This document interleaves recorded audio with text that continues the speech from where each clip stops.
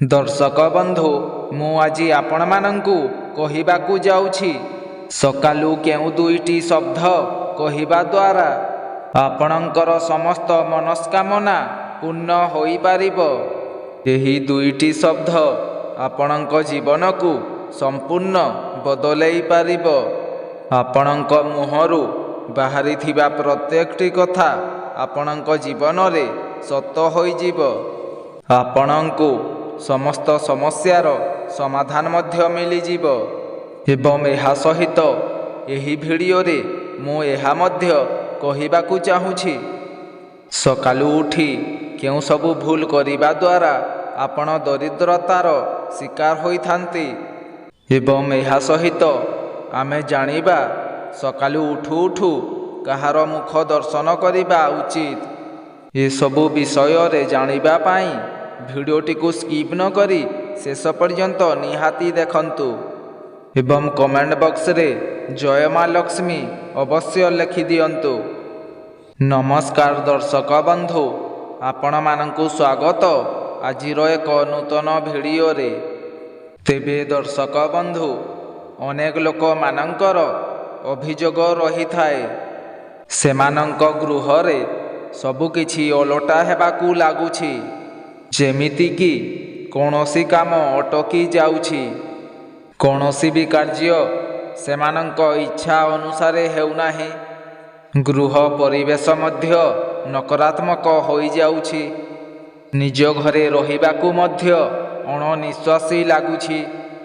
कौनसी भी कार्य रे आपणकर मन लागुनाहि। मनकु अज्ञात भय आसुछि। नकारात्मक चिंताधारा आसुछि।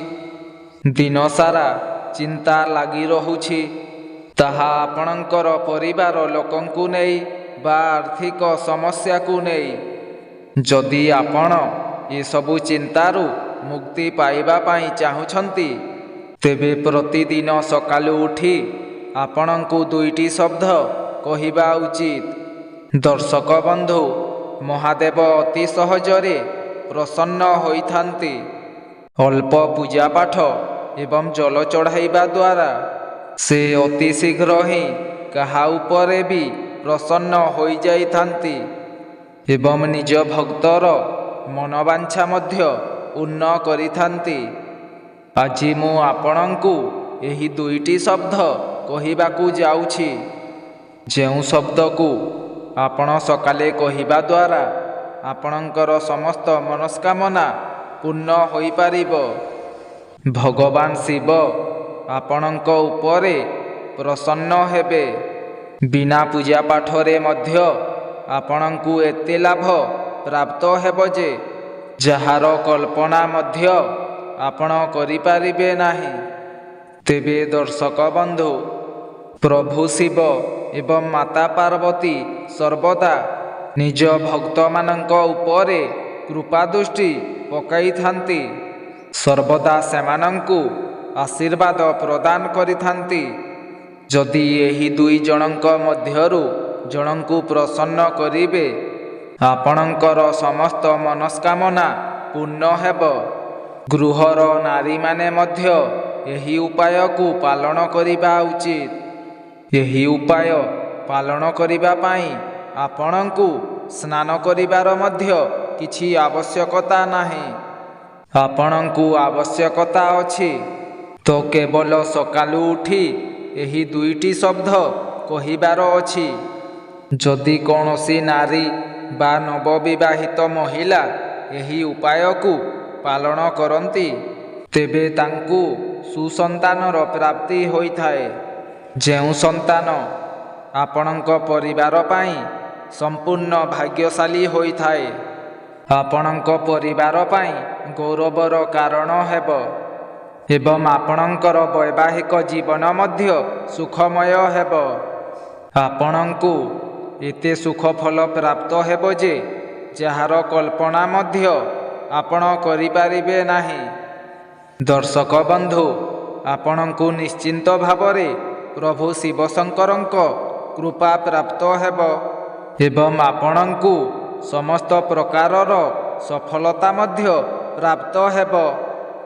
तेणु दर्शक बंधु, ପ୍ରତିଦିନ ସକାଳୁ ଉଠି ନିଜର ଇଷ୍ଟଦେବଙ୍କୁ ସ୍ମରଣ କରିବା ଉଚିତ ଏବଂ ଦେବାଦେବୀଙ୍କର ପୂଜା କରି ଆରମ୍ଭ କରିବା ଉଚିତ କି ଯାହା ଫଳରେ ଏହାର ଆହୁରି ଅଧିକ ଶୁଭ ଫଳ ପ୍ରାପ୍ତ ହୋଇପାରିବ।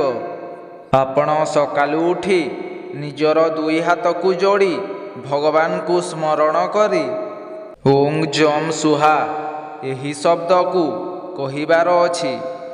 ଏହା ମହାମୃତ୍ୟୁଞ୍ଜୟ ମନ୍ତ୍ର ଅଟେ। ଏହି ମନ୍ତ୍ରକୁ ଜପ କରିବା ଦ୍ୱାରା ଯଦି ଆପଣଙ୍କ କୁଣ୍ଡଳୀରେ କୌଣସି ଗ୍ରହ ଦୁର୍ବଳ ଅଛନ୍ତି ତେବେ ସେହି ଗ୍ରହ ଶକ୍ତିଶାଳୀ ମଧ୍ୟ ହୋଇଥାନ୍ତି। ଏହି ମନ୍ତ୍ରକୁ ଜପ କରିବା ଦ୍ୱାରା ଆପଣଙ୍କୁ ପ୍ରତ୍ୟେକ କାର୍ଯ୍ୟରେ ସଫଳତା ପ୍ରାପ୍ତ ହୋଇଥାଏ। ତେଣୁ ସକାଳୁ ଉଠିବା ପରେ ଯଦି ଆମକୁ ସକାରାତ୍ମକ ଶକ୍ତିର ଅନୁଭବ ହୁଏ, ଆମର ମସ୍ତିଷ୍କରେ ସକାରାତ୍ମକ ଚିନ୍ତାଧାରା ଆସେ, ତେବେ ସମ୍ପୂର୍ଣ୍ଣ ଦିନଟି ମଧ୍ୟ ଆପଣଙ୍କ ପାଇଁ ସକାରାତ୍ମକ ହୋଇଥାଏ। ପ୍ରଥମ ଭୁଲଟି ହେଉଛି ଆପଣ ସକାଳୁ ଉଠିବା ପରେ ଆପଣ କେବେ ବି ନିଜର ଆଙ୍ଗୁଠିକୁ ଫୁଟାନ୍ତୁ ନାହିଁ। ଏହା ଅତ୍ୟନ୍ତ ଅଶୁଭ ହୋଇଥାଏ ଏବଂ ଏପରି ମାନାଯାଏ ଯେ ଯେଉଁ ବ୍ୟକ୍ତି ନିଜର ଆଙ୍ଗୁଠିକୁ ଫୁଟାଇଥାନ୍ତି ସେମାନଙ୍କର ଭାଗ୍ୟ ମଧ୍ୟ ଅଶୁଭ ହୋଇଥାଏ। ଆଙ୍ଗୁଠି ଫୁଟାଇବା ବେଳେ ଯେଉଁ ଶବ୍ଦ ବାହାରିଥାଏ ସେ ଆପଣଙ୍କ ଜୀବନରେ କଷ୍ଟ ଆଣିବାରେ ସହାୟକ ହୋଇଥାଏ। ସେଥିପାଇଁ କଦାପି ଏପରି ଭୁଲ କେବେ ବି କରନ୍ତୁ ନାହିଁ। ଦ୍ୱିତୀୟ ଭୁଲଟି ହେଉଛି କିଛି ବ୍ୟକ୍ତିମାନେ ସକାଳୁ ଉଠି ନିଜର ଚେହେରାକୁ ଆଇନାରେ ଦେଖିଥାନ୍ତି, ମାତ୍ର ଏହା ଅତ୍ୟନ୍ତ ଅଶୁଭ ହୋଇଥାଏ। ସକାଳୁ ଉଠି କେବେ ବି ନିଜର ମୁହଁକୁ ଦେଖିବା ଉଚିତ ନୁହେଁ। ବାସ୍ତୁଶାସ୍ତ୍ର ଅନୁସାରେ ମାନାଯାଏ ଯେ ଆମେ ସକାଳେ ଯେତେବେଳେ ନିଦରୁ ଉଠିଥାଉ ସେତେବେଳେ ଆମ ଶରୀରରେ ନକାରାତ୍ମକ ଶକ୍ତିର ପ୍ରଭାବ ରହିଥାଏ, ଯାହାର ସବୁଠାରୁ ଅଧିକ ପ୍ରଭାବ ଆମ ମୁହଁ ଉପରେ ହିଁ ରହିଥାଏ। ତେବେ ଦର୍ଶକ ବନ୍ଧୁ, ଆସନ୍ତୁ ଜାଣିବା ସକାଳୁ ଉଠି କାହା ମୁଖ ଦର୍ଶନ କରିଲେ ଆପଣଙ୍କର ସମ୍ପୂର୍ଣ୍ଣ ଦିନଟି ଭଲରେ ଯାଇଥାଏ ଏବଂ ଆପଣଙ୍କୁ ଈଶ୍ୱରଙ୍କ କୃପା ପ୍ରାପ୍ତ ହୋଇଥାଏ। ପ୍ରଥମେ, ଯଦି ଆପଣ ସକାଳୁ ଉଠି ନିଜର ଇଷ୍ଟଦେବଙ୍କର ହସ ହସ ମୁଖକୁ ଦର୍ଶନ କରନ୍ତି, ଏହା ଅତ୍ୟନ୍ତ ଶୁଭ ହୋଇଥାଏ। ତେବେ ଦର୍ଶକ ବନ୍ଧୁ, ସକାଳୁ ଉଠିବା ପରେ ସମସ୍ତ ବ୍ୟକ୍ତିମାନଙ୍କ ମଧ୍ୟରୁ ଅଲଗା ଅଲଗା ଭାବ ସୃଷ୍ଟି ହୋଇଥାଏ। ସେଥିପାଇଁ ଯଦି ଆମେ ଅନ୍ୟ କାହାର ମୁଖ ଦେଖିଥାଉ ତେବେ ସେହି ବ୍ୟକ୍ତିଙ୍କ ମଧ୍ୟରେ ଯେଉଁ ଭାବ ଥାଏ ତାହାର ନକାରାତ୍ମକ ପ୍ରଭାବ ଆମର ଶରୀର ଉପରେ ପଡ଼ିଥାଏ। ତେଣୁ ଏସବୁ ନକାରାତ୍ମକ ପ୍ରଭାବରୁ ବଞ୍ଚିବା ପାଇଁ ସକାଳୁ ଉଠିବା କ୍ଷଣି ନିଜର ଇଷ୍ଟଦେବଙ୍କୁ ଦର୍ଶନ କରିବା ଉଚିତ। ଏହା ବ୍ୟତୀତ ଆପଣ ସକାଳୁ ଉଠି ନିଜର ପିତାମାତାଙ୍କୁ ମଧ୍ୟ ଦର୍ଶନ କରିବା ଉଚିତ, କାରଣ ଏହି ଧରିତ୍ରୀରେ ପିତାମାତା ହିଁ ସାକ୍ଷାତ ଈଶ୍ୱର ଅଟନ୍ତି।